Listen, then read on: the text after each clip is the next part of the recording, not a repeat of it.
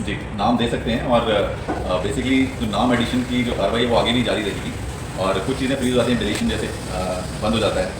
After declaration. लेकिन जो अभी तक जितने हमारे पास क्लेम ऑब्जेक्शन आए हैं उनकी प्रोसेसिंग चल रही है और 27 को जो है फाइनल पब्लिकेशन इसमें जो हो जाएगा। उसके बाद जो और एडिशन होते हैं वो आप जो है अगले आने वाले दिनों में इसमें रिफ्लेक्ट कर दिए जाएंगे। तो नए वोटर्स के नोट करा कब तक का टाइम होगा? ये लास्ट ऑफ नॉमिनेशन तक वो अपना फॉर्म जब जमा कर। तो विधानसभा चुनावों की घोषणा हो चुकी है और उसके साथ ही मॉडल कोड ऑफ कंडक्ट लग चुका है। जो शेड्यूल हमारे स्टेट इलेक्शंस के लिए आया है उसके तहत 5 सितंबर को इलेक्शंस की नोटिफिकेशन हो जाएगी और रेस्पेक्टिव आरओ द्वारा जो है नोटिस उस दिन इशू कर दिया जाएगा और नामांकन की प्रक्रिया शुरू हो जाएगी। 11 से 3 बजे के बीच में नामांकन लिए जाएंगे और जो हमारी 4 विधानसभाएं हैं उनमें चारों आरओ जो हैं वो स्थान निर्धारित करेंगे और इसमें बेसिकली हमारे 3 एसडीएम हैं तो उनके रिस्पेक्टिव एसडीएम को इसको नोटिफाई किया जाता है एंड साथ ही साथ जो कलानौर के हमारे आरओ हैं एडीसी तो उनके ऑफिस में कलानौर विधानसभा के लिए नामांकन लिए जाएंगे और नामांकन लेने की जो लास्ट तिथि है वो 12 सितंबर है। उसके बाद 13 को स्क्रूटनी होगी एंड 16 को withdrawal last day of withdrawal है एंड उसके साथ ही जो लिस्ट ऑफ कंटेस्टिंग कैंडिडेट्स है वो फाइनल हो जाएगा एंड जो हमारा डेट ऑफ पोल है वो 1 अक्टूबर है और 4 को काउंटिंग का डे एंड 6 को जो मॉडल कोड ऑफ कंडक्ट है वो समाप्त हो जाएगा। मॉडल कोड ऑफ कंडक्ट के लगते ही जो सारी टीमें हैं उसकी पालना के लिए गठित की जा चुकी हैं। हमारे नोडल अधिकारी जो डिफरेंट हमारी कमेटीज़ हैं, हमारे सेल्स हैं, चाहे वो कंप्लेन का एक सेंट्रलाइज सेल है या सोशल मीडिया मॉनिटरिंग सेल है, एमसीसी वायलेशन के लिए नोडल अधिकारी हैं, ये सारे लग चुके हैं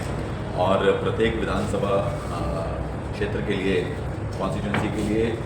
3 एफएसटी जो टीमें हैं वो गठित की जा चुकी हैं। इसके साथ ही हमारी जो video surveillance team, video viewing team and accounting team है उनको भी नोटिफाई किया जा चुका है और जो हमारे 24 आवर्स, 48 आवर्स एंड 72 आवर्स की गाइडलाइन के तहत हमारे हिदायतें हैं कमीशन की, उनकी पालना भी की जा चुकी है। साथ ही साथ रेगुलर बेसिस पे पर्टिकुलरली हमारी जो डिफेसमेंट है पब्लिक प्रॉपर्टी पे और प्राइवेट प्रॉपर्टी पे भी उसके लिए भी टीमें गठित की जा चुकी हैं at municipal level and in rural area BDPO level पे जो टीमें गठित की जा चुकी हैं। सी विजिल ऐप भी एक्टिवेट हो चुकी है और इसमें कोई भी पॉलिटिकल पर्सन, पार्टी का नुमाइंदा या कोई भी आम जन उसमें कंप्लेंट डाल सकता है एमसीसी के वायलेशन के लिए, जिसमें 100 मिनट के अंदर हमारी जो टीमें हैं उसमें कार्रवाई करेंगी एंड उसमें कार्रवाई करके रिपोर्ट अपडेट करेंगी। तो एक बहुत ही सरल माध्यम है जिसके तहत एमसीसी की पालना के लिए जो है आम जन भी इसमें पार्टिसिपेट कर सकता है और हमारे पॉलिटिकल जो रिप्रेजेंटेटिव्स हैं वो भी इसमें पालना सुनिश्चित कराने के लिए इसमें पार्टिसिपेट कर सकते हैं। इसके अतिरिक्त पॉलिटिकल पार्टीज़ के साथ जो मीटिंग है उसमें उनको जो भी इम्पॉर्टेंट इंस्ट्रक्शंस हैं, चाहे वो हमारी एमसीसी से रिलेटेड हैं, डिफेसमेंट ऑफ पब्लिक प्रॉपर्टी से रिलेटेड हैं या फिर जो आगे शेड्यूल और उसके तहत जो बाकी गाइडलाइंस हैं उसके बारे में उनको विस्तार से बताया गया। नॉमिनेशन के लिए भी जो पोर्टल है, ऑनलाइन पोर्टल के माध्यम से भी कैंडिडेट उसमें अपना नामांकन भर सकते हैं, लेकिन उसका जो प्रिंट करके कॉपी जो है वो आरओ के ऑफिस में आके निर्धारित समय और तिथियों में उसको जमा करवानी होगी। ये हिदायतें भी दी गई हैं। इसके अतिरिक्त जो परमिशंस के लिए भी एक सिंगल विंडो सिस्टम जो है वो शुरू किया जा चुका है। ऑनलाइन सुविधा पोर्टल के माध्यम से भी जो भी परमिशन कोई व्यक्ति चाहता है, चाहे प्रचार से रिलेटेड है, चाहे कोई रैली स्थल के लिए परमिशन या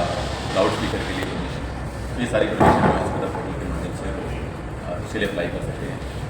हमारा इलेक्ट्रल रोल का जो SSR स्पेशल असेंबली डिवीजन जो है उसका कार्य चल रहा है और फाइनल स्टेजेस में है। 27 को हमारा जो इलेक्ट्रल रोल है वो पब्लिश हो जाएगा और उसके बाद जो है वो कंटिन्यूस जो आपका अपडेशन है नामांकन के तिथियों तक ही कोई अपना वोट ऐड करवाने के लिए फॉर्म में अप्लाई कर सकता है, तो वो भी उनको ऐड कर लिया जाएगा। और इसके अतिरिक्त हमारे जो पोलिंग स्टेशन के रैशनलाइजेशन की प्रक्रिया जो है SSR के जो SSR का फेज़ होता है उसमें की गई इसमें जहाँ भी हमारे ऐसे पोलिंग बूथ जहाँ वोटर्स की संख्या ज़्यादा थी, 1500-1400 से ज़्यादा थी, उनको रैशनलाइज किया गया और 17 नए बूथ जो हैं विशेषकर जो हमारे मेनली अर्बन एरियाज़ में बनाए गए ताकि ज़्यादा से ज़्यादा वोटर पार्टिसिपेशन इंश्योर किया जाए और किसी भी पोलिंग स्टेशन पे ज़्यादा भीड़ जो है उस तरह की कोई स्थिति ना आए और एक स्मूथ तरीके से हमारे वोटर जो हैं इस इलेक्टोरल प्रोसेस में अपने वोटिंग राइट्स का इस्तेमाल कर सकें। तो 814 हमारे पहले पोलिंग स्टेशन थे जो अभी 831 उनकी संख्या होगी। बाकी पोलिंग स्टेशंस में वोटर्स को रैशनलाइज किया गया है। एक पर्टिकुलर एरिया में एक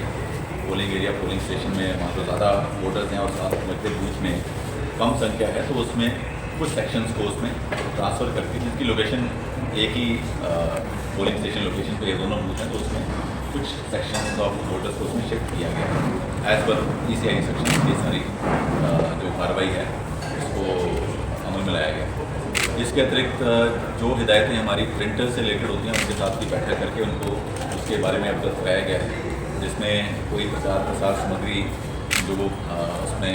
प्रिंट करते हैं तो उसमें जो पब्लिशर है उनका नाम लिखा जाना आवश्यक है, साथ ही साथ प्रिंटर का नाम लिखा जाना आवश्यक है और जो डिक्लेरेशन जो है वो पब्लिशर की तरफ से उसके पास 2 कॉपी आनी चाहिए, तो उसमें से एक कॉपी वो डिक्लेरेशन की और एक कॉपी जो पब्लिश करते हैं जैसे पैम्फलेट है, बैनर है, पोस्टर है, वो एक कॉपी जो है वो डिस्ट्रिक्ट मजिस्ट्रेट ऑफिस में जमा करानी होती है ताकि जो एक्सपेंडिचर है उसको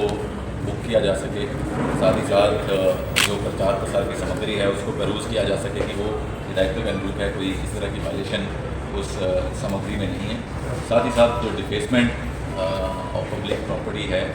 उस पर भी कंट्रोल किया जा सके। तो ये प्रिंटर का पब्लिशर का नाम अगर आता है तो ये सारी चीज़ें सुनिश्चित की जा सकती हैं और अगर इसकी वो पालना नहीं करती तो उसके बारे में जो कानूनी प्रक्रिया है, कानूनी कार्रवाई है, उसके बारे में उनको बताया गया है। इसके अतिरिक्त बैंकर्स के साथ मीटिंग करके उनको भी हिदायतें दी गई हैं ताकि वो जो बड़े ट्रांजैक्शन हैं जो सस्पिशियस 1 लाख से ज़्यादा के ट्रांजैक्शन पर नज़र रख सकें और इस तरह की जो रिपोर्टिंग है वो रेगुलर बेसिस पे DO कार्यालय में उपलब्ध करवाते रहें। पोलिंग स्टेशन पे बेसिक फैसिलिटीज़ जो हैं वो सारी सुनिश्चित की गई हैं। इसके अतिरिक्त as per instructions model polling stations भी जो हैं RO द्वारा बनाए जाएंगे जिसमें एडिशनल फैसिलिटीज़ सुनिश्चित की जाएंगी ताकि एक फेस्टिवल का माहौल जो है वो उसको बनाया जा सके एंड वोटर्स को और पार्टिसिपेशन के लिए इनकरेज किया जा सके। साथ ही साथ हमारे कुछ बूथ जो हैं वो हमारे महिला संचालित बूथ जो हैं वो बनाए जाते हैं, तो वो भी इस बार भी बनाए जाएंगे। एटलीस्ट एक पर असेंबली कॉन्स्टिट्यूंसी वो हम उसमें बनाएंगे। यूथ द्वारा संचालित बूथ भी इसमें वैसी टीमें पोलिंग पार्टीज जो बनाई जाती हैं और इसके अतिरिक्त वोटर टर्नआउट को बढ़ाने के लिए, इनकरेज करने के लिए स्वीप की एक्टिविटीज़ जो हैं वो रेगुलर बेसिस पे की जाएंगी और ज़्यादा से ज़्यादा जो है वेरियस सेक्शंस ऑफ पीपल उन तक मैसेज आएगा थ्रू वेरियस एक्टिविटीज़ जिसमें ADC हमारे नोडल ऑफिसर हैं, ये भी हम जो एक्टिविटीज़ हैं वो आगे करेंगे जिसमें वेरियस चैनल ऑफ मीडिया जो हमारे हैं, चाहे प्रिंट मीडिया, इलेक्ट्रॉनिक मीडिया है, सोशल मीडिया है, इसके माध्यम से जो है फॉर बेटर वोटर टर्नआउट की एक्टिविटीज़ हम आगे आने वाले दिनों में सुनिश्चित करें। सिक्योरिटी पॉइंट ऑफ व्यू से क्या पैरामिलिट्री फोर्सेस की डिमांड्स की गई है? ये सिमिलर जो असेसमेंट है वो अभी हमारे जो पुलिस अधिकारी हैं SP साहब इनके साथ बैठ के वो इसका असेसमेंट करके इसके बारे में भी जो कार्रवाई भी होनी है एंड पिछले इलेक्शंस जो अभी 2-3 महीने पहले ही हुए हैं तो उसके बेसिस पे काफ़ी चीज़ें ऑलरेडी असेस्ड हैं, चाहे वो वल्नरेबिलिटी मैपिंग की बात हो, वो कार्रवाई पहले भी की जा चुकी है। अभी दोबारा से वो एक बार एक्सरसाइज हम कर रहे हैं ताकि उसके बेसिस पे करंट सिनारियो में अगर कोई चेंजेस हैं उनको भी उसमें फैक्टर इन किया जा सके। साथ ही साथ जो क्रिटिकल पोलिंग स्टेशन है उनको भी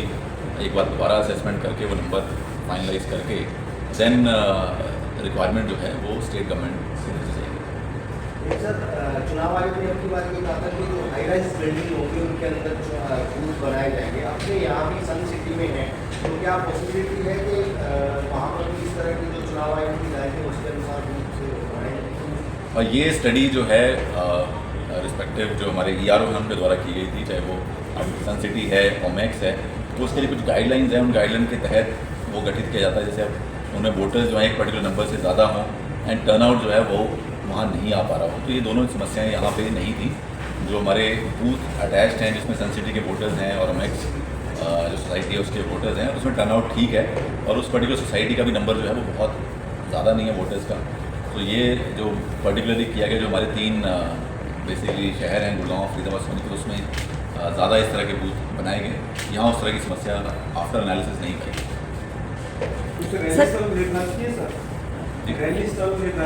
रैली स्थल निर्धारित किए गए हैं, वो सेम लिस्ट जो हमारी पार्लियामेंट इलेक्शन की थी, सेम लिस्ट हम उसमें नोटिफाई कर रहे हैं और पॉलिटिकल पार्टीज़ के साथ वो आज शेयर भी की गई है और उनको कहा भी अगर कोई और फीडबैक उनका है, कोई कुछ स्थानों में ऐड करवाने हैं या कोई किसी तरह का फीडबैक वो हमें दे सकते हैं, ताकि उसमें कोई मॉडिफिकेशन हैं, कुछ और एडिशन है वो हम सर, जिस तरीके से आचार संहिता लागू हो गया और आप कैसे प्रोग्राम के लिए आप परमिशन दे सकते हैं, जैसे धार्मिक प्रोग्राम होते हैं? परमिशन के लिए सिमिलर वे में अप्लाई किया जा सकता है, सिंगल विंडो सिस्टम है उसमें अप्लाई कर सकते हैं। बाकी हमारे ऑफिस में, आर ऑफिस में अप्लाई करें, एसडीएम से लाउड स्पीकर की परमिशन मिलती है, लेकिन सबको इस प्रोसेस को इजी करने के लिए सिंगल विंडो सिस्टम के माध्यम से हम इनकरेज करते हैं, ताकि वहाँ अप्लाई करके 3 से 4 घंटे के अंदर अंदर सारे जो रिस्पेक्टिव ऑफिस हैं उनसे एनओसी लेके जो एप्लीकेंट है उनकी परमिशन ईजिली वहाँ से उपलब्ध कराई जा सके। वोटर्स लिस्ट अभी अपडेट की जा रही है।